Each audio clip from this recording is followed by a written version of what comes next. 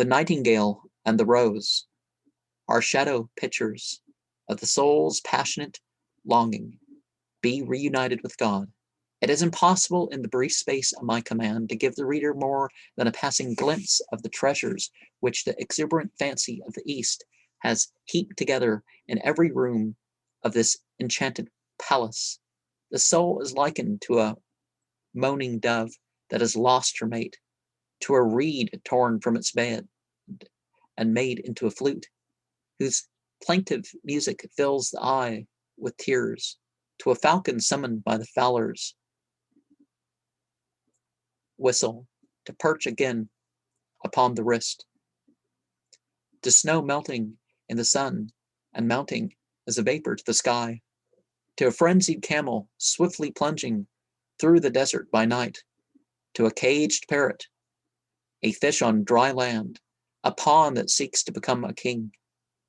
These figures imply that God is conceived as transcendent, and that the soul cannot reach him without taking what Plotinus, in a splendid phrase, calls the flight of the alone to the alone. Jalaluddin Rumi says, the motive of every atom is towards its origin. A man comes to be the thing on which he is bent. By the attraction of fondness and yearning, the soul and the heart assume the qualities of the beloved, who is the soul of souls. A man comes to be the thing on which he is bent. What then does the Sufi become? Eckhart, in one of his sermons, quotes the saying of St. Augustine, that man is what he loves, and adds this comment, if he loves a stone, he is a stone. If he loves a man, he is a man. If he loves God, I dare not say more, for if I said that, he would then be God. You might stone me.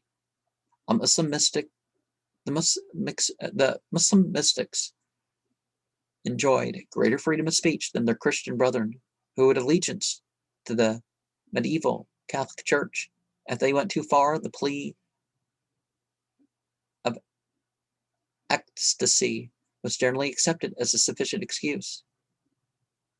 Whether they emphasize the outward or the inward aspect of unification, the transcendence of or the immanence of God, their expressions are bold and uncompromising.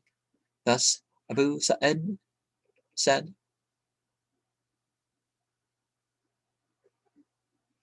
in my heart thou dwellest, else with blood I'll drench it.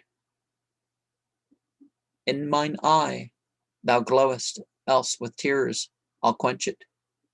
Only to be one with thee my soul desireth, else from out my body by hook or crook I'll wrench it.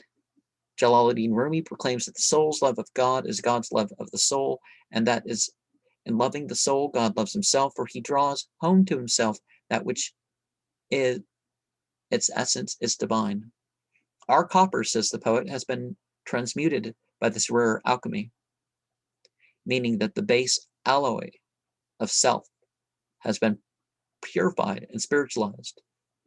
In another ode, he says, O my soul, I searched from end to end, I saw in thee not save the beloved. Call me not infidel, O my soul, if I say that thou thyself art he, and yet more plainly, ye who in search of God pursue, ye need not search, for God is you. Why seek ye something that was missing ne'er? Save you none is, but you are, where, oh where?